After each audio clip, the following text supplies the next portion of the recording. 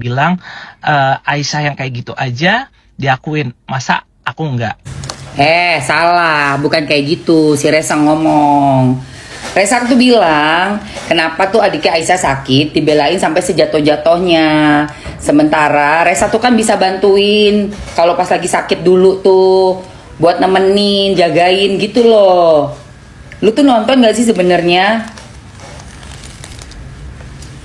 Coba nontonnya tuh yang full. Yang full, itu kan ada kalimat di belakangnya. Dia bukan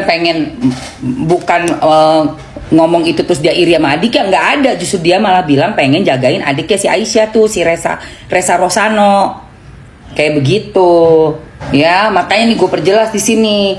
Netizen juga kalau mau komen atau bikin video VT itu nontonnya full, nonton yang jelas, jangan sepotong-sepotong. Salah kan akhirnya? Nggak ngomong kayak gitu, malah dibikinin VT. Jadinya apa jatuhnya? Jatuhnya elu bikin berita hoax gitu. Nih loh, si Resa tuh ngomongnya kayak gini nih. Buat lebih jelas lagi, kasih lihat VT-nya ya. Nih. Oke, ya Bu. Nih. Kan ini masalahnya lah, biar nggak tambah panjang, Resa mintanya ya cepet diakuin. Tuh kenapa kok maksudnya Aisyah yang ada sakit kayak gitu,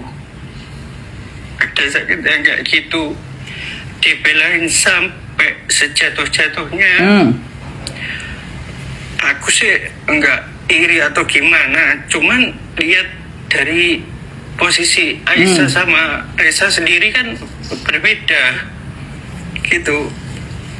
Kenapa kok Resa ini ya seharusnya jelas sebagai kakaknya Aisyah, bisa juga masalah dulu Aisyah sakit, bisa juga Resa yang bantuin atau ngejagain.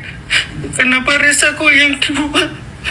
Gitu loh, jadi posisinya kok dia dibuang, sementara si adik sampai segitunya, ngerti nggak? Karena kan memang aneh. Anak itu kan harusnya kita adil kan, gitu maksudnya. Paham nggak sampai sini? Nah, bahkan dia bilang kan seandainya dia diakuin sebagai kakaknya si Aisyah itu, dia bisa jagain adiknya, wajar. Dan kalau seandainya ada rasa pertanyaan lah ya, kenapa sih merasa kok beda mah? Itu wajar. Kakak adik itu pasti akan merasa, ih mama manjain kakak ya, ih mama manjain adik bontot ya, kayak gitu loh, itu wajar. Ya, jadi nggak usah dipelintir 1 tambah 1 2, jangan dipelintir ya, jangan ya, yang waras ya.